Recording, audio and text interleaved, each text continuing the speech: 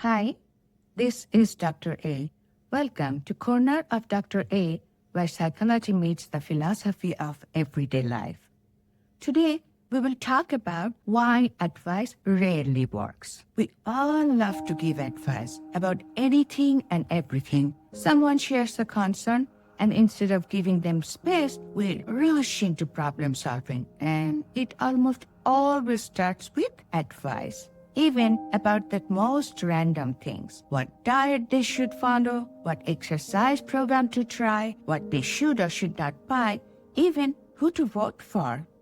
Guilty. Before I understood why advice so often fails, back in my pre-psychologist era, I used to do this all the time. We think what we know is the best way to live a life. And with good intentions, we try to share it. But have you noticed that when someone gives you advice, even good advice, you nod politely, maybe even agree, but then nothing changes? Why is it that advice so rarely works, even when it makes perfect sense?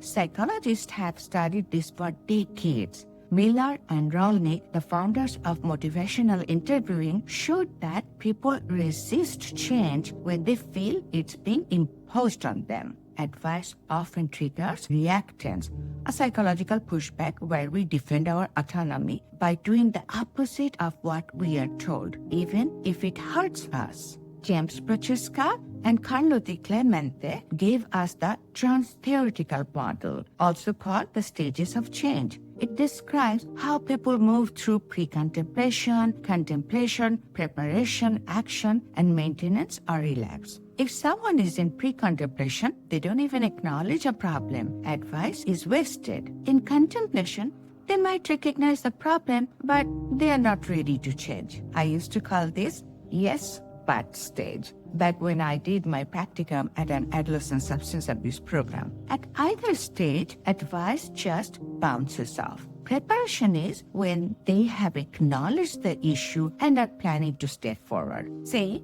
I realize my blood pressure is creeping up and my doctor suggests lifestyle changes. If I'm in preparation, I will start planning a diet or exercise routine. The action stage is when I actually do it, exercising, eating differently. Maintenance is sticking with it. Relapse, maybe I skip exercise for weeks because life gets busy. If I bounce back to action, great. But if I sleep all the way to pre-contemplation, telling myself I don't have a problem, even my doctor's advice will feel like pressure, not help. Think of advice as a seed. If you toss it onto hard, dry soil, nothing grows. The seed isn't bad, it may even be perfect, but the ground isn't ready. That's what it's like when someone isn't in the right stage of change. And parents know this all too well. How often do teenagers do the opposite of what their parents advise?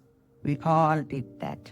Identity also plays a big role. Research by Carol Dweck and Alan Leggett on self-theories showed that our beliefs about ourselves shape how we receive information. If advice clashes with someone's identity, say telling a fiercely independent person to ask for help, it feels like an attack rather than support. If someone sees themselves as moral but engages in harmful behavior, being told to stop doesn't lead to reflection, it usually leads to defensiveness. Another reason advice fails, it assumes knowledge equals change. But Leon Festinger's work on cognitive dissonance proves otherwise. We humans are experts on twisting facts to stay comfortable. We don't change simply because advice is logical. We change when the shift feels aligned with our values and emotions. I dive deeper into Festinger's experiment in my video, The Lies We Tell Ourselves. You might want to check that out.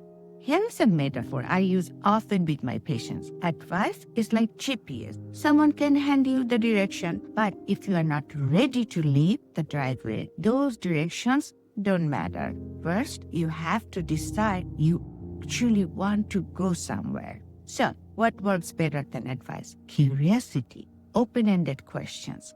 Helping people uncover their own motivation and modeling. If people want the same outcome you achieved, they are more likely to follow what you do than what you say. The least effective advice is the kind we don't follow ourselves, telling someone to be honest while we are not, for example. Change that comes from within is the change that lasts. That's why therapists don't just hand out solutions. We create space for exploration. So the soil is ready for the seed to grow. When I give advice like I'm right now, I try to be transparent. If I encourage exercise but I'm not currently exercising, I admit that.